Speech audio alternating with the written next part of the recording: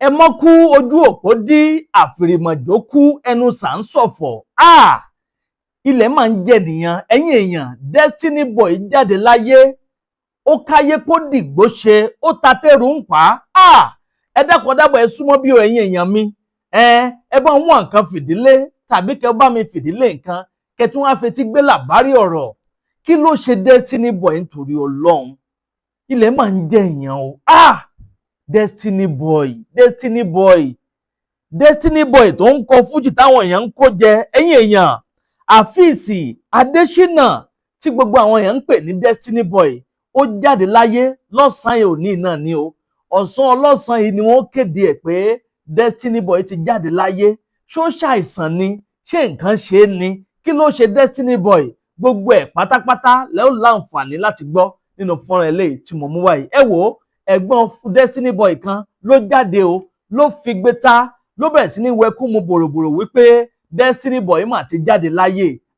Ológo ìdílé àwọn leléyìí o, pé gbogbo ìgbẹ́kẹ̀lé àwọn nínú ìdílé àwọn ní Destiny Boy jẹ́. Bó ló ṣe á jẹ́, bó ló ṣe ṣe, ṣó ń ṣàìsàn ni? Gbogbo ẹ̀ pátápátá lẹ́ ó láǹfààní láti gbọ́. Ṣáájú ìgbà náà ńkọ́, ẹ jẹ́ sáré dójú ọjà náà. Mò ń bọ̀ o, ẹ má yí kúrò ńbẹ̀, ẹ gbọ́ wìrìwìrì lónìí. Àdàbà tẹlifíṣàn náà lẹ́wà.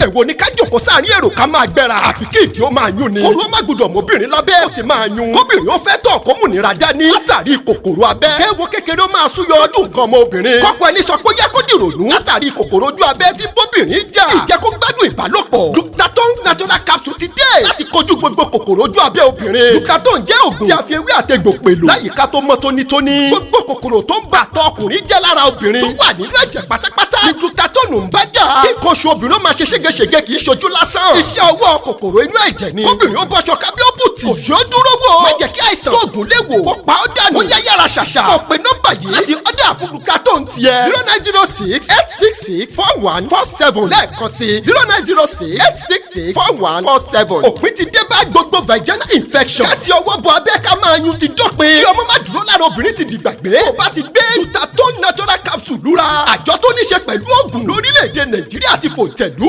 Ó yá gbé lura kí gbogbo àìsàn inú ẹ̀jẹ̀ dìgbàgbé. Vectocin natural Glutathione capsule. Ọ̀gá fún gbogbo àìsàn ojú ara obìnrin.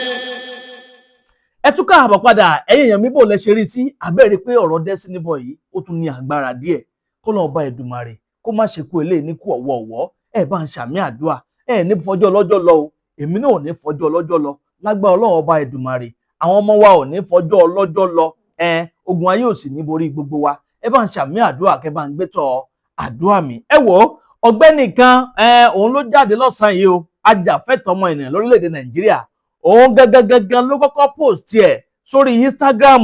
Ọ̀gbẹ́ni Tèmilọ́lá Ṣóbọlá, òun náà ló jáde tó post ẹ̀ wípé lónìí pé Destiny Boy ó ti gbèkúrú jẹ lọ́wọ́ ẹbọra o, ó ti jọ́lọ́run nípè o, ó ti káyé pé ó dìgbò ṣe. Kọ́lọ́ ọba Èdùmàrè kó bá tẹ̀ sáfẹ́fẹ́ rẹ̀.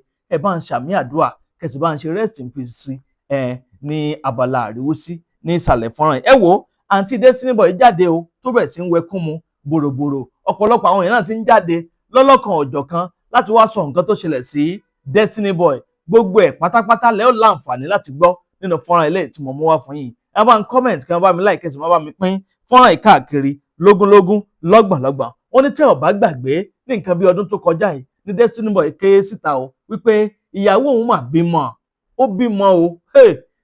Ó kígbe pé ìyàwó òun bímọ kò pẹ́ yìí. Òun náà tún jọ́ lọ́hún pè lónìí olónìí. Kọ́lọ́ ọba Èdùmàrè kó bá tẹ́ Destiny Boy sí afẹ́fẹ́ rẹ̀.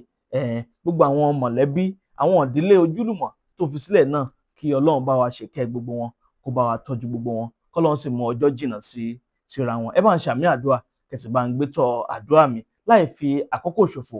Ẹ jẹ́ n sáré bá yín gbé fọ́nrán ìwọlé kẹwàá gbọ́ gbogbo àlàyé ọ̀rọ̀ tí àǹtí Destiny Boy ló ṣẹlẹ̀ sí Destiny Boy. Tó ní àwọn bàbá ti sáré, màmá náà wọ́n ti gòkè gòdò láti rí dájú pé ara Destiny Boy ó yá ní kíákíá, àmọ́ nígbẹ̀yìn kọ́ ó padà jẹ́ Ọlọ́run nípè.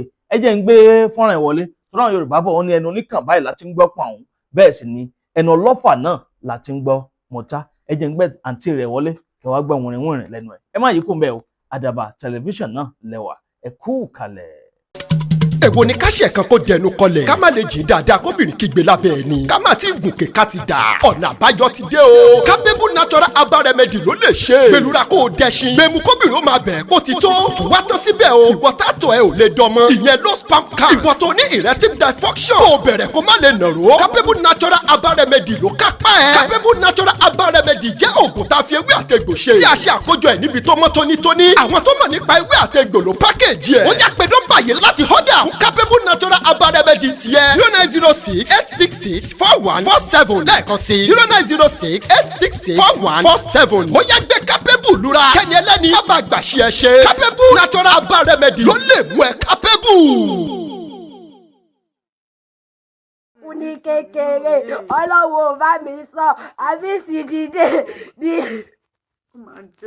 iná lélẹ́yìí o àbí sì dìde o dìde o dìde o ayé mi ti bàjẹ́ ayé mi ti bàjẹ́ ògbóná kan ṣoṣo ògo ìdílé wa ẹ̀yà ara Adésínà kílẹ̀ ń wò òní ayé tó rò ògo ìdílé wa rèé àgámọ́ gbìyànjú tó lórí ọmọ yìí nẹ́ẹ̀dì mi sáré yé ikú o kí ló dé nínú ọdún yìí mo gbàdúrà sí wọn lọ mo sì ẹ́ tó àbísí o gbọ́dọ̀ pọ̀ ẹ bá ń jí Destiny ẹ bá mi jí ẹ bá mi jí ẹ bá mi jáde. ẹ̀yin bá ń sìn mí o wọ́n ní Destiny boy wọ́n ló ti kú o wọ́n ní Destiny boy ti kú o mi mo ye post láàárọ̀ làwọn èèyàn ń kọ́mẹ́ǹtì pé Destiny boy ti kú eré mo pé o mo ye pọ̀ bẹ́ẹ̀ dùn nìyẹn pé kí n lè bá confam lóòótọ́ sọ pé Destiny boy ti kú ọ ti pa Destiny boy yìí o.